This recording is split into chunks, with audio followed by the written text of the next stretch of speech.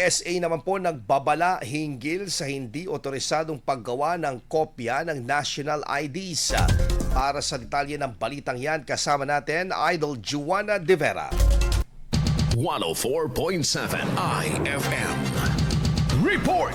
Nagpaalala ang mga kinauukulang otoridad sa publiko na mahigpit na ipinagbabawal ang pagpiprint o pagpaparami ng national ID o ng alinman sa mga bahagi nito ng walang kaukulang otoridad. Batay sa Section 23.3 ng Revised Implementing Rules and Regulations ng Republic Act No. 11055 na kilala bilang Philippine Identification System Act, ang hindi otorisadong pagpiprint, pagkopya o maling paggamit ng national ID ay paglabag sa batas. Ang sino mang lalabag ay maaaring mapatawad ng kaukulang multa o pagkakakulong alinsunod sa umiiral na batas. Binigyang diin din ng mga otoridad na tanging ang opisyal na physical national ID card, digital national ID at e-Phil ID lamang ang kinikilalang wastong anyo ng pagkakakilanlan sa ilalim ng PhilSys. Kasabay nito, pinayuhan ng publiko na huwag i-print, ipalaminate o kopyahin ang kanilang digital national ID upang mapanatili ang integridad at seguridad ng kanilang personal na pagkakakilanlan. Hinikayat ang lahat na alamin at sundin ang mga probisyon ng batas upang maprotektahan ang kanilang identidad